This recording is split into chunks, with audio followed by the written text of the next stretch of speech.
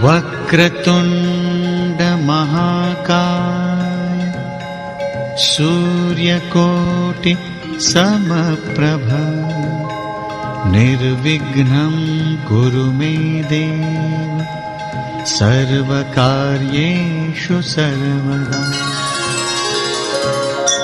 हमारे 12 ज्योतिर्लिंग में से है बद्रीनाथ।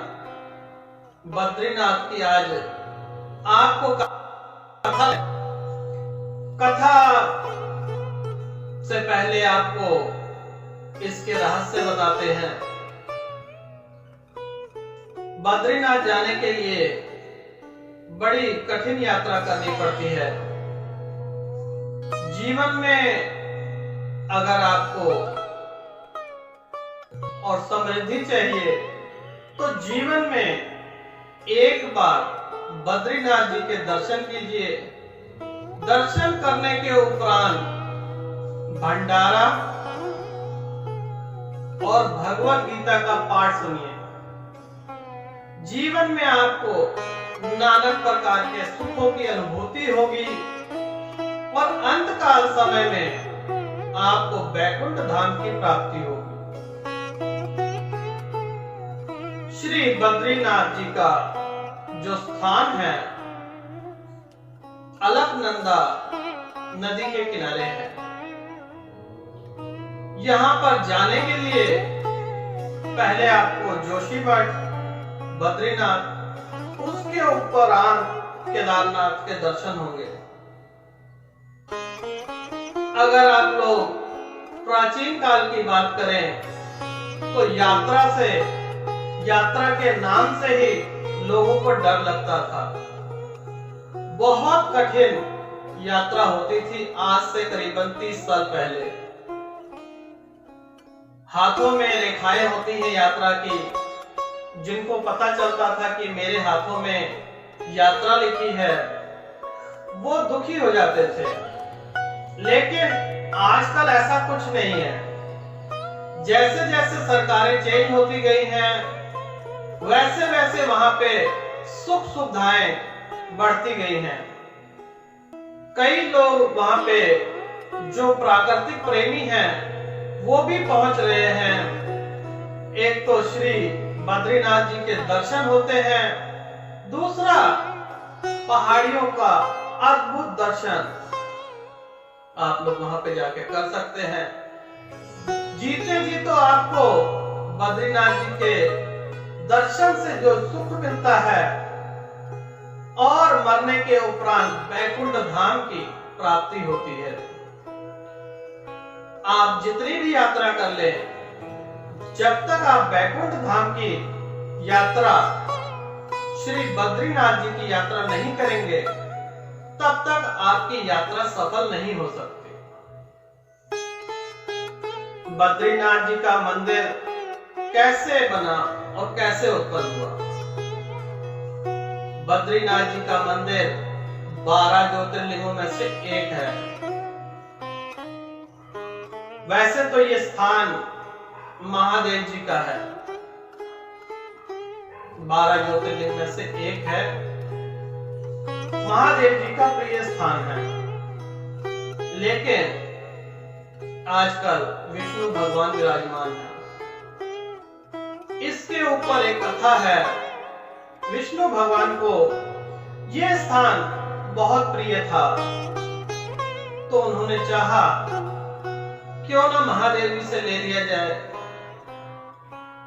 और विष्णु भगवान महादेव जी के भक्त भी हैं तो उन्हें कुछ शरारत सूझी। उन्होंने एक बालक का रूप धारण किया। बालक का रूप धारण करके और रोने लगे। महादेव जी आए और कहने लगे, बोलो बालक, तुम्हें क्या परेशानी है? बालक मुस्कुराते हुए कहने लगा, आप मुझे जो मैं मांगूंगा वो देंगे ना? महादेव जी कहने लगे, बिल्कुल देंगे, मांगो तो सही। बालक ने मुस्कुरा के कहा कि हे महादेव जी, मुझे इस स्थान पर रहने की आज्ञा दीजिए। और महादेव जी तो बहुत भोले हैं, सबकी सुनते हैं। तो विष्णु भगवान को कहा तथास्तु। जैसे ही तथास्तु कहा, विष्णु भगवान अपने असली रूप में आए और तब से वहीं पर विराजमान हैं। स्थान दोनों का ही है, चाहे ब्रह्मा विष्णु महेश ये तीनों एक ही हैं। आप किसी की भी यात्रा करिए, ये त्रिलोकीनाथ है।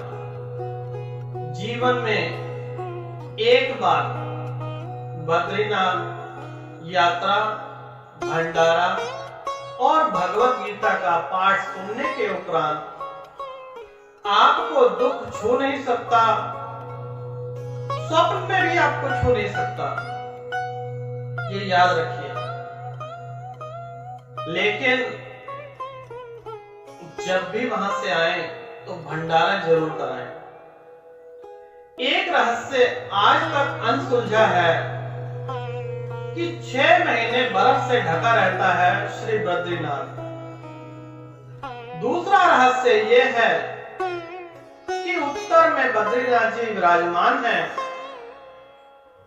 और दक्षिण के पंडे और पुजारी ही इसमें पूजा करने का अधिकार प्राप्त है।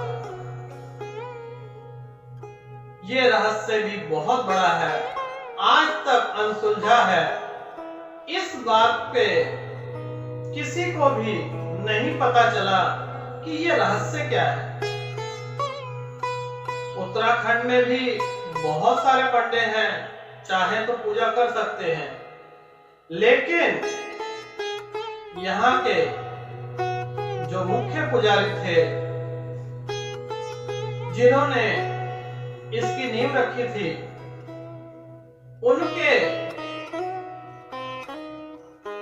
उन्होंने जो नियम बनाए थे वो आज भी नियम बरकरार है कि उत्तर से दक्षिण दिशा से पुजारी आएंगे और वही पूजा पाठ करेंगे। आज तक ये रहस्य न सुलझा है और न सुलझेगा, क्योंकि बद्रीनाथ जी पूरे ब्रह्मांड के देवता हैं, ना कि किसी राज्य के। ब्रह्मा विष्णु महेश त्रिलोकीनाथ कहलाए, इनके दर्शन मात्र से कामना पूर्ण हो जाती है। तो नियम बनाइए, पूरे जीवन में एक बार बद्रीनाथ जरूर होके आइए। बद्रीनाथ जाने से पहले आपको जोशीमठ, बद्रीनाथ और केदारनाथ के दर्शन होंगे। बद्रीनाथ में गर्म और ठंडे पानी के कुंड भी आपको मिलेंगे। गर्म पानी का कुंड तो आपको देखकर इतना भयभीत हो जाएंगे, उबल रहा होगा, लेकिन जब आप हाथ डालेंगे उसके अंदर तो नॉर्मल टेम्परेचर होगा। ये बद्रीनाथ जी की लीला है। कई लीलाएं आपको वहां पे और भी देखने को मिलेंगी। कथा के माध्यम से तो थोड़ा ही समझा सकते हैं, जब तक आप वहां स्वयं नहीं जाएंगे तो आपको कैसे अनुभव होगा। तो जीवन में एक बार बद्रीनाथ जी के दर्शन कीजिए और वैकुंठ धाम की प्राप्ति कीजिए। आपको नाना प्रकार के सुखों की अनुभूति होगी। अंत काल में आपको वैकुंठ धाम की प्राप्ति होगी।